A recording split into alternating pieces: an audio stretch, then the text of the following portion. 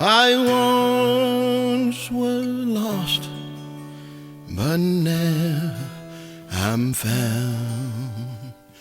Was blind, but now I see.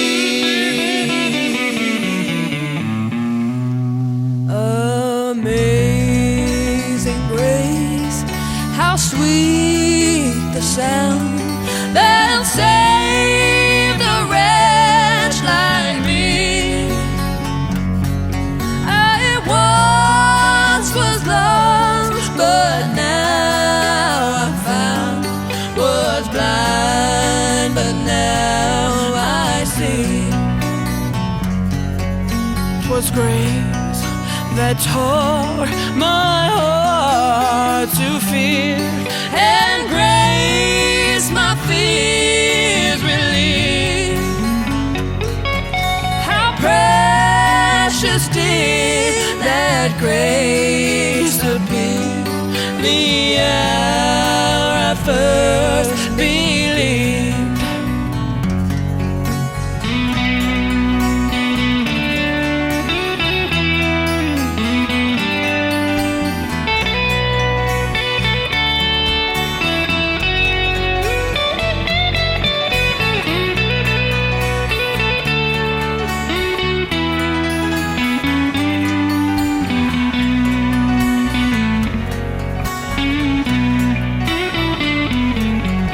When we've been there 10,000 years, Bright shining at the sun.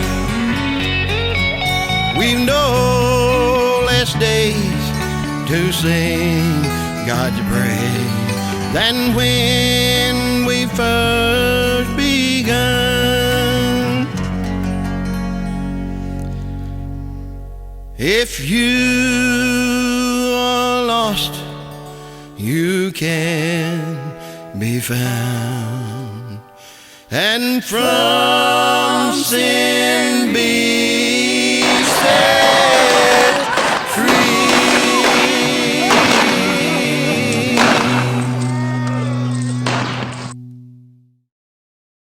Pound, Virginia, May 14th, 1892, 2 p.m. A frightened young man runs into the town of Pound, Virginia, looking for Jemima Harris and George Francisco. The young man is 15-year-old John Harrison Mullins, son of Ira and Louisa Mullins. When he finally locates them, he tells them a horror story about a shooting on the mountain near Pound Gap. At about 10 a.m. that morning, John and Jemima's son Greenberry Harris and 6 others had left the home of his Uncle Wilson Mullins at the mouth of Cane Creek in Kentucky, heading to Pound, Virginia. The party included John's uncle Wilson Mullins, who was leading the group on horseback. John's mother Lorenza, his father Ira, and his cousin Mindy were riding in the wagon driven by Ira's handyman John Chappell, and his Aunt Jane was following the group on horseback. Along the way, they stopped at a store and left Mindy with her grandmother. About 1 p.m., John and Greenberry were walking behind the wagon. They had just left Pound Gap and started down the mountain, and as they drew near a pile of rocks that sat beside the road, suddenly gunshots rang out. John said, quote, "As he started to run, he saw Wilson stagger and one of the horses fall." Unquote. John had just escaped with his life. He had bullet holes in his clothing and his suspenders had been shot through. Jemima Harris immediately started out for the mountain. Along the way, she stopped at a house of Floyd Branham and asked Floyd's wife Elizabeth to go with her.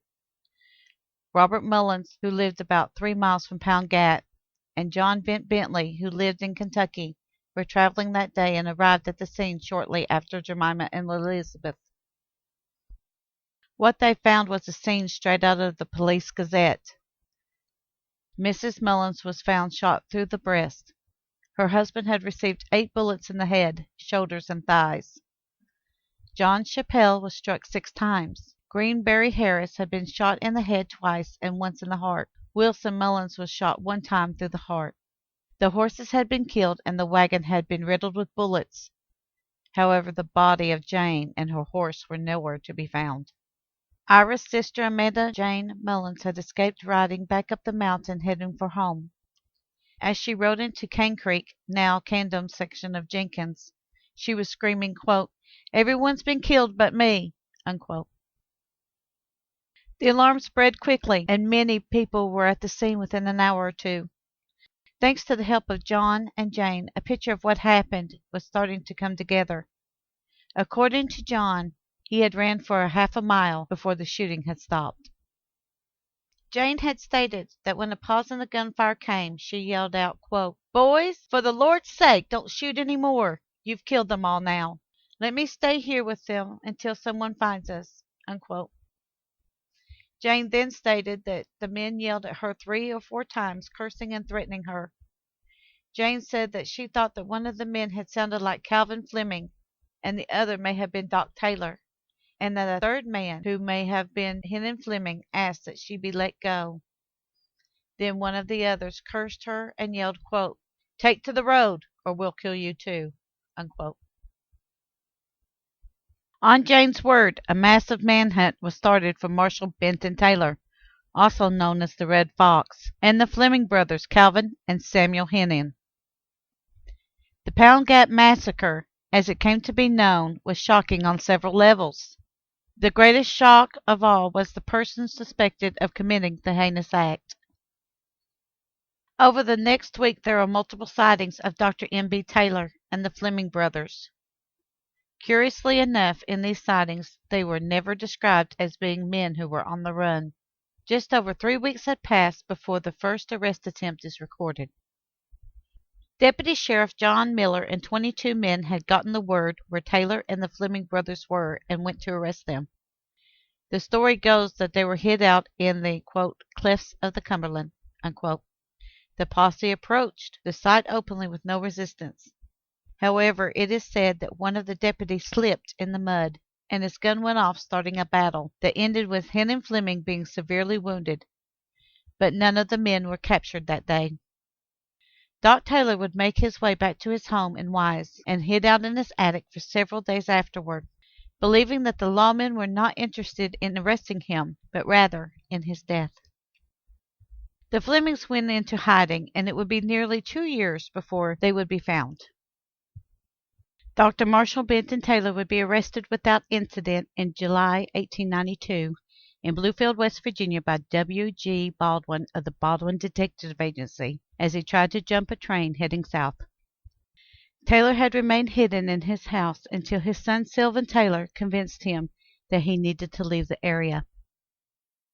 Sylvan then took his father to his home, supplied him with new clothes and $60, then put him in a boxcar heading north to Bluefield, West Virginia. From there he would catch a train heading to Florida. It was hoped that in doing this, that it would throw the pursuit off and that he would escape. However, he had been seen in Norton boarding the train, and the Commonwealth Attorney Robert P. Bruce wired the Baldwin Detective Agency to be on the lookout for the fugitive. Dr. Marshall Benton Taylor would be brought back to Wise for the murder of Ira Mullins and his party on the 26th of July, 1892. He would be indicted and arraigned on August the 2nd and tried on September 5th. The trial would last for 4 days, and after a long deliberation, the jury would find him guilty of murder in the first degree on Saturday, September 10th. At the time, sentencing was attached to the charge by law, and Judge Williams set the execution date of December 10th, 1892. And Taylor was then transferred to the Lynchburg jail to await the appeal. His lawyers appealed this verdict in citing 12 particulars of the case, and the appeal was denied on July 6, 1893, whereupon he was remanded back to the Wise Court on September 8th and resentenced on September 9, 1893. During the resentencing trial, his lawyers tried to have him declared insane. However, during this hearing, Judge Morrison noticed Taylor giving advice to his attorney as to how to question the witnesses. The judge declared that anyone capable of advising his attorney was not insane. The court clerk, Charles A. Johnson, asked if he had or knew of anything why the court should not proceed with the sentencing. Taylor then replied, quote, "I have not, but a friend, a witness, will speak for me." Unquote. Judge Morrison then asked, quote, "Who is your witness?" Unquote, to which the prisoner replied, quote, "The Lord Jesus Christ. Will you hear him?" Unquote. The judge then replied, quote, "I will." Unquote. Taylor produced a small Bible from his pocket and began to read from the book of Psalms, dealing with the false witness and oppression. After a few chapters, George Morrison stopped him and stated, quote, "Dr. Taylor, I fear that you have invoked the name of Jesus Christ for a selfish and improper purpose." Unquote. After quite a few minutes of speech by the judge, sentence was passed, and Dr. Marshall Benton Taylor would be hung on October the 27th, 1893, between the hours of 10 a.m. and 4 p.m. on the public gallows in the Wise County Courthouse Square. As the day of his execution approached, several peculiarities arose, and were widely rumored, drawing large crowds to the courthouse square for the execution. The first of which being that a man who was widely known for appearing all in black from head to toe would on this day be dressed all in white. The second was that he would preach his own funeral, and lastly, that he would arise in 3 days. According to John Fox Jr.'s account of the Trail of the Lonesome Pine, the Red Fox would spend his last days on earth in an unusual way as well. Quote, "The Red Fox preached his own funeral sermon on Sunday before the day set for execution, and the curious crowd gathered to hear him. He was led from the jail. He stood on the jailer's porch, and with a little table in front of him. On it lay a Bible. On the other side of the table sat a little pale-faced old woman in black, with a black sunbonnet drawn close to her face. By the side of the table lay a few pieces of bread. It was the Fox's last communion, a communion which he administered to himself, and in which there was no other soul on earth to join him, except the little old woman in black. It was pathetic beyond words when the old fellow lifted the bread, and he asked the crowd to come forward and partake with him in his last sacrament. Not a soul moved, only the little old woman who had been ill-treated, deserted by the old fellow for many years. Only she, of all the crowd, gave any answer. She turned her face for an instant timidly toward him. With a girlish gesture the old man pushed the bread over toward her, and with hesitating, trembling fingers she reached for it. The sermon that followed was rambling, denunciatory, and unforgiving. Never did he admit guilt. On the last day the Red Fox appeared in his white suit. The little old woman in black had even made the cap to which would be drawn over his face at the last moment, and she had made that white too. He walked firmly to the scaffold steps, and stood there for one moment blinking in the sunlight, his head just visible above the rude box. John Fox Jr. was a guard at the Gladeville or Wise jail.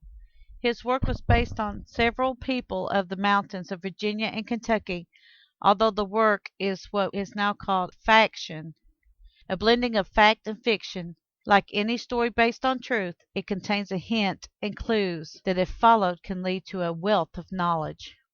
However, for a detail of that last day, we turn to the words of another author, that of Charles A. Johnson in his book, A Narrative History of Wise County, Virginia.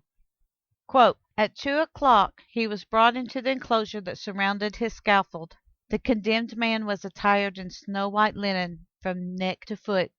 He wore a brown derby hat and neat slippers, while one of the guards spread newspapers on the gallows steps and platform, so that not a speck of dirt might touch his shoes. He stepped to one side of the scaffold and viewed it from top to bottom. He then stepped firmly up the steps and onto the trap door. He then bowed on one knee and opened his Bible, and read in a very low tone a few passages of Scripture." He arose without assistance, and stood firm while the noose was adjusted by the jailer, Charles L. Hughes. His hands were tied with a white handkerchief, and a white cap instead of a black one was pulled over his face. Thus far he never faltered. But when the guards removed the props from underneath the trapdoor, they jostled a little, and the old man fell in a heap on the platform, an awful aspect to witness. He had to be assisted to his feet, and stood tottering there for an instant. The hatchet in the hands of the deputy sheriff, Jeff Hunsaker, wielded its stroke, and the trap door swung from underneath him. The body of Doc Taylor, the Red Fox, hung between heaven and earth, and his spirit went to another world than ours. The body rapidly turned around and around until the rope fastened around his neck became tightly twisted. Then the body reversed its revolutions until the rope became untwisted again and repeated its revolution in the same way. The body hung perfectly still, not a muscle moving. At the end of 19 minutes he was pronounced dead by Dr. H. M. Miles and Dr. T. M. Cherry. The body was then cut down and delivered to his family." Unquote. The body was placed into a casket inside the gallows house, and then it was taken out by his family and the men who had witnessed the hanging from the inside of the booth. As requested, the casket was kept at the family home for 3 days. When Dr. Marshall Benton Taylor did not rise from the dead, his body was buried without ceremony in the Gladeville Cemetery on the hill overlooking his home. His grave remains unmarked. This is the story of the Pound Gap Massacre and the Killing Rock as it is often invariably told. This is because, like ours, most of the tellings are actually compilations of 2 newspaper articles that ran across the country on October the 26th and 27th of 1893, and the writings of John Fox Jr. and Charles A. Johnson. However, over the years, a lot of folk tales and speculations have crept into the telling, because, as Charles A. Johnson laments, a lot of the information pertaining to the case has disappeared, and what actually remains gives us very little information about a motive or the events that happened just before and after the massacre took place.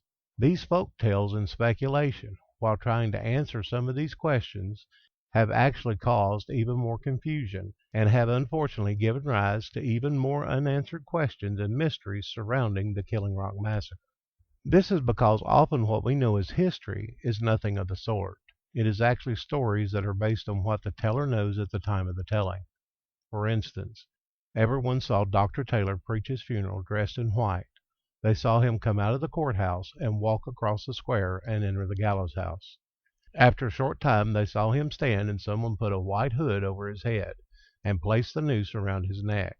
Suddenly they saw him drop and thought that he had been hung.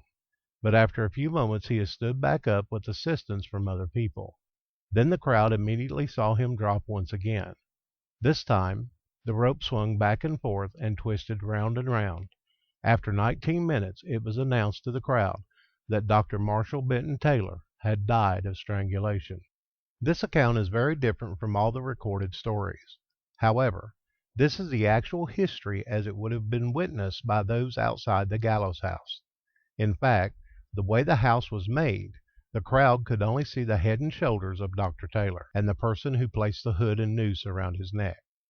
Anyone reporting anything that happened inside the gallows house is repeating hearsay and have no actual knowledge of what happened inside. History is actually a mystery and a puzzle. First, we must look for clues that lead us to the record of the actual events as they chronologically happened. Then, we must carefully piece them together to form a rough picture of the actual event as it happened.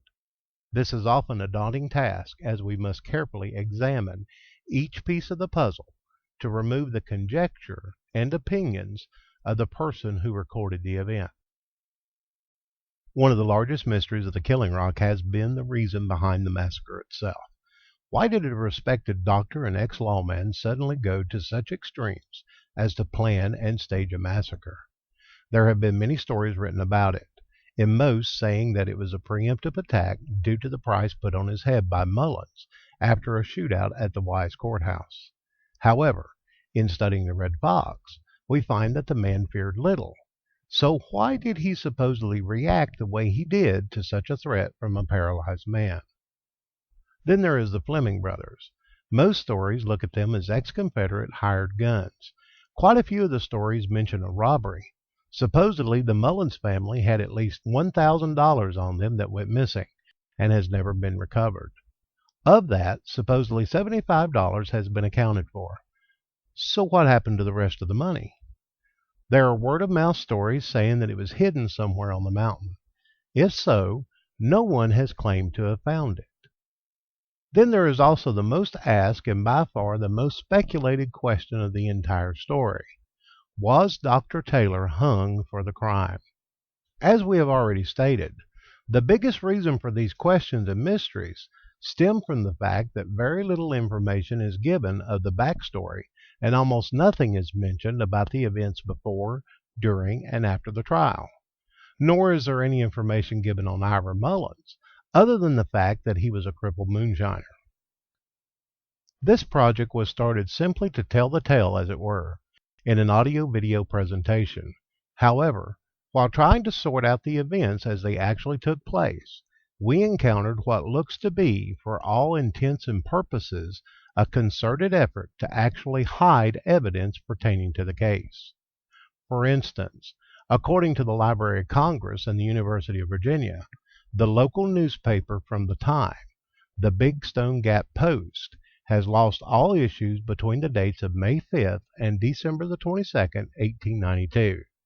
This is extremely odd, as these papers would contain not only details as they unfold pertaining to the Pound Gap Massacre and the trial of Dr. Taylor, but the hanging of Todd Hall as well. As a result, this project, which should have been a simple week's work of sorting out photos and facts, has become a major research project that has taken well over a year and is still incomplete, as new information is being found by those who have been helping us to find facts about not only Dr. Taylor and the Flemings, but the entire Mullins family as well. In this video, we will try to answer some of these questions. However, to completely cover all the questions and mysteries surrounding the story of the Killing Rock would probably take several hours and make a very good TV miniseries. Instead, we will focus most of our investigation into two areas of the trial. First, we will look at Jane Mullins, witness for the prosecution. And then we will look into the rifle owned by Dr. Taylor that was said to have been used in the massacre. The reason for this is because it was on the testimony of Jane Mullins that Dr. Marshall Benton Taylor was charged and brought to trial. Ultimately, however, it would not be Jane's testimony that convicted Dr. Taylor. It would be his rifle that would be used to prove his guilt. A rifle that, as we will discover, was not only entered into evidence at the last moment of the trial, and the justification of that rifle was brought into question by at least two authors before us. We hope to present all the information we have obtained in a way that will allow you, our viewer, to answer the questions put forth by Charles A. Johnson in his 1938 book, A Narrative History of Wise County, Virginia. Was the Red Fox proven guilty beyond all reasonable doubt of the crime of which he was charged? Was the verdict of the jury rendered against him a just verdict? Was the action of the Supreme Court of Appeals in refusing the prisoner a new trial and affirming the judgment of the lower court sound and beyond criticism? However, before we can do anything, we must deal with the predisposition of guilt that is added to most of the stories about the Killing Rock, with the inclusion of the, quote, confession of Heenan Fleming, unquote. We are often told that Heenan Fleming had confessed to his part in the slaughter of the Mullins party. However, when he is brought to trial on July 24, 1894, the, quote, eyewitness, unquote, Jane Mullins had died, and even though the Commonwealth's attorney tried for 6 days to establish his guilt, without her testimony, Heenan was acquitted of the crime. the question is, if he had confessed to the crime, why did the prosecution need her testimony to establish his guilt? The answer, of course, has to do with his capture. When he was captured, there was a shootout between the Fleming brothers and Big Ed Hall's posse. During this shootout, his brother Calvin was killed, and Heenan was severely wounded and not expected to recover. It is at this time that Heenan, quote, confessed to the crime, unquote. However, before he is brought to trial, the judge threw the confession out because the confession was made under duress. In other words, medical treatment had been withheld until after Heenan made his confession. Heenan's defense counsel successfully argued in court that Heenan had confessed to something that he did not do in order to obtain the medical treatment that had saved his life.